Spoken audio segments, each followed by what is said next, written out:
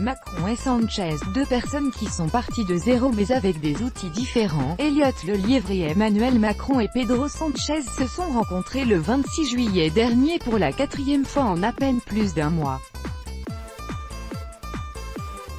En France comme en Espagne, plusieurs médias se sont risqués à faire des parallèles entre deux hommes qui, hormis leur fonction de chef d'État, n'ont pas grand-chose en commun. Ils sont jeunes, ils incarnent le changement et tous deux ont révolutionné la manière de faire de la politique dans leur pays. Pourtant, on compare mais je ne pense pas qu'il faille comparer, explique d'emblée Pere Joan Pons Sampietro, député du Parti socialiste espagnol, PSOE, pour qui les idées des deux hommes peuvent converger dans certains domaines, mais restent des politiques très différentes. Macron est proche du Parti socialiste en Espagne sur les sujets européens.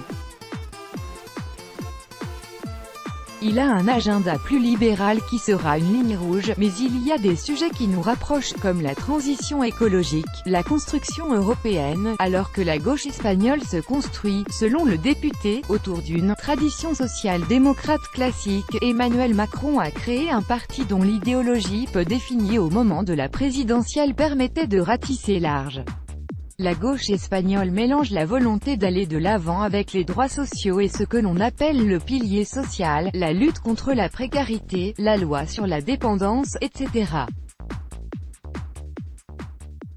Je pense que Macron a monté un parti, catch-all, contre le modèle classique et en même temps contre la peur populiste du Front National, alors que le but affiché d'Emmanuel Macron était de rassembler au centre de l'échiquier politique. Pedro Sanchez s'est construit à gauche du PSOE, ce qui lui a valu d'être démis de ses fonctions par ses concurrents avant de revenir grâce au soutien de la base militante.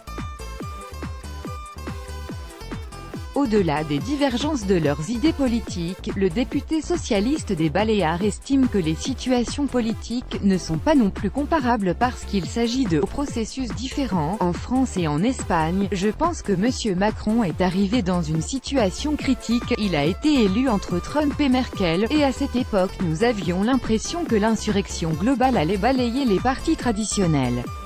Malgré tout, en Espagne, les partis traditionnels ont réussi à ne pas devenir résiduels, et puis, Pedro Sanchez, peu aussi flamboyant qu'il paraisse après moins de 2 mois à la tête de l'exécutif espagnol, gouverne en minorité avec 84 députés sur 350 et doit par conséquent faire de nombreux compromis, tandis qu'Emmanuel Macron bénéficie de la majorité absolue, ce qui lui permet de faire passer ses lois sans difficulté.